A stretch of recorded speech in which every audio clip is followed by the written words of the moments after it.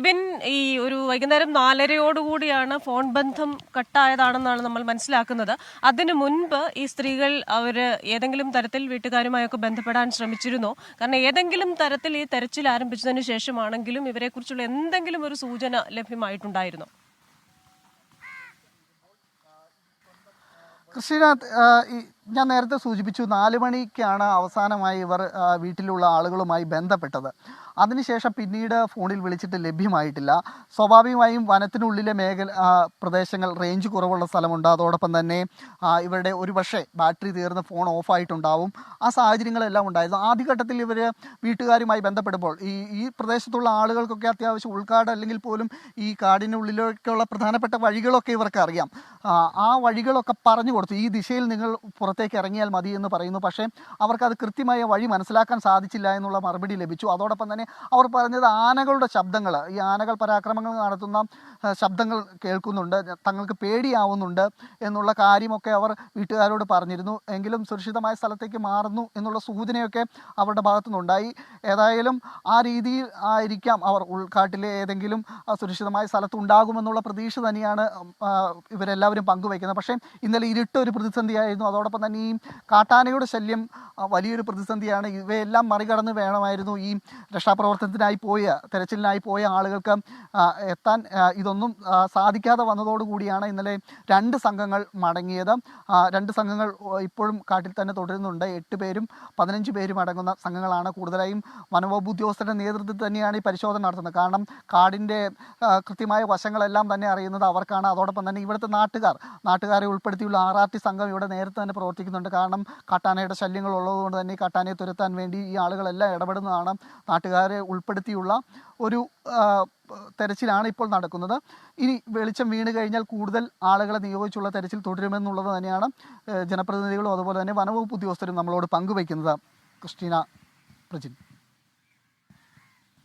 അല്ല എബിൻ, ഇതിനകത്ത് മനസ്സിലാവാത്തൊരു കാര്യവും ആ പ്രദേശത്തെക്കുറിച്ച് കൃത്യമായി അറിയുന്നവരാണിവർ. ഇപ്പോൾ മുൻപൊക്കെ ഈ പറയുന്നത് പോലെ അവിടെ സാധാരണഗതിയിൽ പശുക്കളെ മേയാൻ വിടാറുണ്ട് ആ പ്രദേശത്താരെന്നൊക്കെ എബിൻ തന്നെ പറയുന്നു. ഇപ്പോൾ നേരത്തെ ആ പഞ്ചായത്ത് മെമ്പർ പറഞ്ഞതും അക്കാര്യമാണ്. അതായത് വനത്തിനെക്കുറിച്ച് കൃത്യമായി അറിയുന്ന ആൾക്കാരാണ്. അതുകൊണ്ട് തന്നെ ഒരു സ്വയം തന്നെ തിരിച്ച് പുറത്തേക്ക് വരാനുള്ള സാധ്യതയുണ്ട് എന്ന് പറയുന്നു. പക്ഷേ ഇന്നലെ ഫോൺ ചെയ്തപ്പോൾ പറയുന്നത് നമുക്ക് മനസ്സിലാവുന്നത് ഇത് എവിടെയാണെന്ന് മനസ്സിലാവില്ല. അപ്പോൾ ഈ 3 സ്ത്രീകൾ അവരാരോടും പറയാതെ അല്ലെങ്കിൽ വീട്ടിലൊന്നും ധരിപ്പിക്കാതെ അവർ 3 പേരും മാത്രം ഇങ്ങനെ ഈ അകത്തേക്ക് ഉൾക്കാടിലേക്ക് പോയതാണോ? അങ്ങനെ പോകുമോ? അതാണ് മനസ്സിലാവാത്തത്. ആരോടെങ്കിലും പറഞ്ഞിട്ടാണോ പോയത്? പ്രജിൻ, ഇതിൽ ഒരാളുടെ പശുവിനെ കാണാതായി. ബുധനാഴ്ച മുതൽ കാണാതായി. ഈ പശുക്കളെ മേയുന്നത് അഴിച്ചുവിട്ട് തീറ്റിക്കുന്ന ഒരു രീതിയാണെന്നുള്ളത് നേരത്തെ ഞാൻ പറഞ്ഞു. ആ രീതിയിലാണ് ഇവിടെയുള്ള ആളുകൾ, ഈ കാലി വളർത്തുന്ന ആളുകൾ പശുക്കളെ തീറ്റിക്കുന്നത്. ഇതിലൊരാളുടെ പശുവിനെ കാണാതായി. അപ്പോൾ ആ പശുവിനെ തേടി ഇവർ ഇച്ചിരി കാട്ടിലോട്ട് പോയതായിരിക്കാം എന്നുള്ളത് കരുതി അവർ കാട്ടിലോട്ട് പോകുന്നു. കൂടുതൽ 2 സഹായത്തിനായി അയൽവാസികളായ ആളുകളാണ്. അവർ ചേർന്നാണ് 3 പേരോട് കൂടി പോകുന്നു. അവർ പോയി കാടിനുള്ളിൽ കയറി തിരഞ്ഞിട്ട് കണ്ടെത്താൻ സാധിച്ചില്ല. അതിനിടയിൽ വഴി തെറ്റുന്നു. കാടിൻ്റെ ഒരു പശ്ചാത്തലം നമ്മൾ എത്ര പറഞ്ഞാലും, നമ്മൾ ഒരു പക്ഷേ എത്ര അറിയാമെന്ന് പറഞ്ഞാലും ഇരുട്ട് വീണ് കഴിഞ്ഞാൽ കാട്ടിൽ പെട്ടെന്ന് ഇരുട്ടാവുന്ന ഒരു സാഹചര്യമുണ്ട്. നമ്മുടെ നാട്ടിലെ പോലെയല്ല, നഗരങ്ങളിൽ ജീവിക്കുന്നത് പോലെയല്ല, കാട്ടിൽ പെട്ടെന്ന് ഇരുട്ടാവും. അതുപോലെ തന്നെ വെളിച്ചം വീഴാനൊക്കെ വളരെ താമസമുണ്ടാവും. അതുകൊണ്ട് തന്നെ ഈ ഇരുട്ടായി കഴിഞ്ഞ് കഴിഞ്ഞാൽ പിന്നെ കാട്ടിൽ കയറി കഴിഞ്ഞാൽ എത്ര പരിചയസമ്പന്നരാണെങ്കിൽ പോലും, പ്രത്യേകിച്ച് ഈ മേഖലയിലുള്ള കുന്നും ചെരിവുകളായ പ്രദേശങ്ങളുണ്ട്. അതുപോലെ തന്നെ ഉൾക്കാട്ടിലേക്ക് ചെല്ലുമ്പോൾ വലിയ മരങ്ങളും അതുപോലെ തന്നെ ആ രീതിയിലാണ് ഇവിടുത്തെ കാടിൻ്റെ ഒരു ഗതി. അപ്പോൾ ആ രീതിയിൽ ഉള്ള സ്ഥലത്ത് വഴി തെറ്റുന്നത് സ്വാഭാവികമാണ്. കാരണം ഇതിനു മുമ്പും ഈ പ്രദേശത്ത് ഉണ്ടായിട്ടുണ്ട്.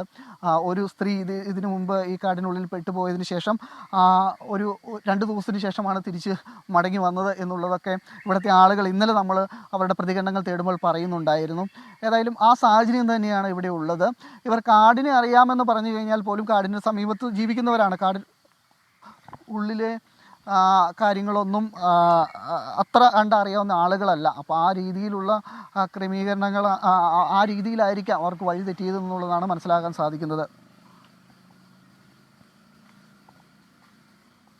പിന്നെ അതേപോലെ തന്നെ ഈ കാടിന് പരിചയമാണ്. എബിൻ പറഞ്ഞതുപോലെ തന്നെ കാടിന് അതല്ലെങ്കിൽ അതിന് സമീപത്ത് താമസിക്കുന്നവരാണ്. അതുകൊണ്ട് തന്നെ ആ ഏരിയയൊക്കെ അവർക്ക് അറിയാം. പക്ഷേ ഇവരെ ഉൾക്കാട്ടിലേക്ക് പോയി കഴിഞ്ഞാൽ, അത്തരത്തിലൊരു സാധ്യത പരിശോധിച്ചു കഴിഞ്ഞാൽ, ഈ ഉൾക്കാടുമായി ബന്ധപ്പെട്ട ആ ഒരു വഴികളൊന്നും അവർക്ക് അറിയാൻ വലിയ വഴി ഉണ്ടാവില്ലല്ലോ. അപ്പോൾ ഇന്ന് പരിശോധന നടത്തുമ്പോൾ ഏതൊക്കെ മേഖലകൾ കേന്ദ്രീകരിച്ചായിരിക്കും ഈ പരിശോധന നടക്കുക?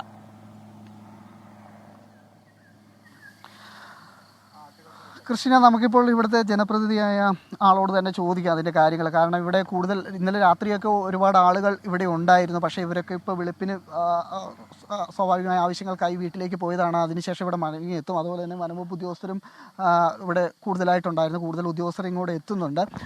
ഇപ്പോൾ ഇന്നത്തെ ഒരു ഈ സെർച്ചിങ് എങ്ങനെ, ഏത് രീതിയിലായിരിക്കും ക്രമീകരിക്കുന്നത്? സെർച്ചിങ് നമ്മൾക്ക് ഇപ്പോൾ ഫയർഫോഴ്സിൻ്റെയും അതുപോലെ തന്നെ പോലീസിൻ്റെയും ഫോറസ്റ്റിൻ്റെയും എല്ലാ ഉദ്യോഗസ്ഥർ 6 മണിക്ക് ഒപ്പം തന്നെ ഇവിടെ എത്താനാണ് പറഞ്ഞിരിക്കുന്നത്. ഇന്നലെ തന്നെ അവരെല്ലാവരും തന്നെ ഇപ്പോൾ എത്തിച്ചേരും. ഒപ്പം നാട്ടുകാരും കൂടി ചേർന്നുകൊണ്ട് ഇവിടെ നിന്ന് നമുക്ക് ഈ വഴിയാണ് അവർ കാട്ടിലേക്ക് കയറിപ്പോയിട്ടുള്ളത്. ഈ വഴിയെ തന്നെ സെർച്ച് ചെയ്ത് പോകാനുള്ള ഒരു തീരുമാനമാണ് നിലവിലുള്ളത്. ഒപ്പം ഉരുളനന്ദി പന്തപ്പുറ സൈഡിൽ നിന്നുള്ള ആളുകൾ അവിടെ നിന്ന് ഇങ്ങോട്ട് സെർച്ച് വരുന്നതിനെക്കുറിച്ചും നമ്മൾ തീരുമാനിച്ചു വെച്ചിട്ടുണ്ട്. പകൽ സമയങ്ങളിൽ വന്യജീവി ശല്യം കൂടുതലായിട്ടുണ്ടാവും. വെളിച്ചം വീണ് കഴിഞ്ഞ് കഴിഞ്ഞാൽ ഈ ആനയുടെ ശല്യം കാടിൻ്റെ ഉള്ളിൽ വന്യമൃഗങ്ങൾ എപ്പോഴും ഉണ്ട്. പക്ഷേ നമ്മളെങ്ങനെ വെച്ചാൽ കൂടുതലായിട്ട് ഈ ഒരു സമയത്ത്, പകൽ സമയത്ത് അത് കാടിൻ്റെ ഉൾക്കാടുകളിലേക്ക് കയറി പോകാൻ സാധ്യതയുണ്ട്. ശരിക്കും പറഞ്ഞാൽ രാത്രി സമയത്താണ് ഈ വന്യമൃഗങ്ങൾ നാടിൻ്റെ സൈഡിലേക്ക് ഇറങ്ങി വരുന്നത്. അതിപ്പോൾ തിരിച്ച് കയറി പോകേണ്ട ഒരു സമയമാണ് പകൽ സമയങ്ങളിൽ. ഈ ഇവിടുത്തെ ഒരു ഈ കാടിൻ്റെ ഒരു സ്ഥിതി എങ്ങനെയാണെന്ന് വെച്ച് കഴിഞ്ഞാൽ, ഈ മലകളായിട്ടുള്ള കുന്നും പ്രദേശമാണോ, പാർക്കെട്ടുകളാണോ, അങ്ങനെ ആ രീതിയിലാണോ? ഇത് നിങ്ങൾക്ക് കണ്ടാൽ മനസ്സിലാവും. ഈ കാണുന്ന വെച്ചാൽ തേക്ക് പ്ലാന്റേഷനാണ്. ഇത് ഇവിടുന്ന് ഏകദേശം നമുക്ക് ലെഫ്റ്റ് സൈഡിലേക്ക് പോയി കഴിഞ്ഞാൽ ഒരു 3-4 കിലോമീറ്ററോളം പ്ലാന്റേഷനാണ്. അതിനുശേഷം പിന്നെ ആ പ്ലാന്റേഷൻ തീരുകയും അവിടെ നിന്ന് മലകളും തിക്ക് ഫോറസ്റ്റുമാണ് ആരംഭിക്കുന്നത്. അപ്പോൾ ഇതുപോലെ തന്നെ സ്ട്രെയിറ്റ് നമ്മളിത് പോയി കഴിഞ്ഞാൽ പന്തപ്ര അതുവഴി നേരെ മാമലക്കണ്ടം വഴി മൂന്നാർക്ക് പോകുന്ന ഒരു ഫോറസ്റ്റ് വഴിയാണ് ഈ കാണുന്നത്. അപ്പോൾ ഇതും സ്ട്രെയിറ്റ് ഏകദേശം മാമലക്കണ്ടം വരെ തേക്ക് പ്ലാന്റേഷനാണ്. അതിനുശേഷം പിന്നെ ഫോറസ്റ്റാണ്. അപ്പോൾ ആ തിക്ക് ഫോറസ്റ്റ് എന്ന് വെച്ചാൽ നമ്മുടെ ഈ കാടിനെക്കുറിച്ച് അറിയാവുന്ന ആളുകൾ ഒരിക്കലും തിക്ക് ഫോറസ്റ്റിലേക്ക് പോകാറില്ല. കാരണം ഈ തേക്ക് പ്ലാന്റേഷനും ഉള്ളിൽ മാത്രമാണ് പശുക്കളായാലും പോവുകയുള്ളൂ. അതുപോലെ ആളുകൾ പോയാലും അത് വിട്ടിട്ട് അങ്ങോട്ട് പോകാറില്ല. ഈ ഫോറസ്റ്റിൻ്റെ ഈ ഒരു തേക്ക് പ്ലാന്റേഷൻ്റെ ഉള്ളിൽ തന്നെ ഉണ്ടാകുമെന്നുള്ളതാണ് നമ്മുടെ പ്രതീക്ഷ. സാധാരണ മേയം വിടുന്നത് ഈ തേക്ക് പ്ലാന്റേഷനാണ്. അതാണെങ്കിലും വഴിതെറ്റാനുള്ള ഒരു സാഹചര്യം ഉണ്ടല്ലേ അവിടെയൊക്കെ പോയി കഴിഞ്ഞാലും? തേക്ക് പ്ലാന്റേഷനിൽ പോയാൽ തന്നെയും ഇതും വിസ്തൃതമായിട്ട് കിടക്കുകയാണല്ലോ. ഹെക്ടർ കണക്കിന് ഇത് കിടക്കുന്നതുകൊണ്ട് വെച്ചാൽ അവിടെ വഴിതെറ്റി പോകാനുള്ള സാഹചര്യങ്ങൾ ഒരുപാടുണ്ട്. അപ്പോൾ ഇന്നലെ വൈകിട്ട് വഴിതെറ്റി പോയിട്ടാണ് നമുക്ക് കിട്ടിയ ഇൻഫർമേഷൻ. അവർ ഫോൺ വിളിച്ച് സംസാരിച്ചത് അത് തന്നെയാണ്. 4:45 കൂടിയിട്ട് ഞങ്ങൾ വഴിതെറ്റി കുറച്ച് കൂടുതൽ ദൂരം സഞ്ചരിച്ചിട്ടുണ്ട്. എന്നാൽ ഞങ്ങൾ ഇങ്ങനെ ഒരു പാറക്കെട്ടിലും അതുപോലെ ഒരു പാറയുടെ അടുത്ത്, അതുപോലെ തന്നെ ഒരു ചെക്ക് ഡാമിൻ്റെ അടുത്താണ് ഞങ്ങളുള്ളത് എന്നാണ് അവർ പറഞ്ഞത്. പക്ഷേ ആ ചെക്ക് ഡാമുകളിലും അതുപോലെ തന്നെ പാറപ്പുറത്തും ഇന്നലെ മാക്സിമം ഒരു സെർച്ച് ചെയ്തിട്ടുണ്ട്. ഇന്നും അത് തന്നെ കേന്ദ്രീകരിച്ച് പോകാനാണ് ഉദ്ദേശിക്കുന്നത്. ഇവിടുന്ന് ഈ പറഞ്ഞ കണക്ക് ഉൾക്കാട്ടിലോട്ട് പോകണമെങ്കിൽ ഈ തേക്ക് പ്ലാന്റേഷൻ കഴിഞ്ഞ് ഒരുപാട് ദൂരം പോകേണ്ടി വരുമല്ലേ? അങ്ങനെയാണ്. അത് നമ്മുടെ കുട്ടമ പഞ്ചായത്തിൻ്റെ പ്രത്യേകത വെച്ചാൽ ഇതിൻ്റെ നമ്മൾ ഈ വഴി നമ്മൾ നേരെ പോയി കഴിഞ്ഞാൽ തമിഴ്നാട്ടിൽ ബൗണ്ടറിയിലേക്ക് എത്തും. കാരണം ഇത് കഴിഞ്ഞ് നേരെ ഉള്ളിലേക്ക് പോയി കഴിഞ്ഞാൽ പിന്നെ പൂയംകുട്ടി സൈഡ് കഴിഞ്ഞാൽ പിന്നെ വാര്യം, അതുപോലെ തന്നെ കുഞ്ചിപ്പാറ, അങ്ങനെയുള്ള ആദിവാസി കുടികളാണ്. അത് നമുക്ക് ഇവിടുന്ന് പോയി കഴിഞ്ഞാൽ നമ്മുടെ മലക്കപ്പാറ സൈഡിലേക്ക് എത്തിച്ചേരും. ഇത് തമിഴ്നാടിൻ്റെ ബൗണ്ടറിയാണ് നമ്മുടെ കുട്ടപ്പഞ്ചായത്ത് ഒരു സൈഡിൽ. പ്രജിൻ, ആ രീതിയിലാണ് കാര്യങ്ങൾ. ഇന്ന് കൂടുതൽ തെരച്ചിലിനായി കൂടുതൽ വനപാലകർ എത്തുന്നു. അതോടൊപ്പം തന്നെ കൂടുതൽ നാട്ടുകാരെ എത്തിച്ചുകൊണ്ടുള്ള തെരച്ചിൽ നടത്തുകയാണ് ഇവരുടെ ലക്ഷ്യം. പ്രജിൻ.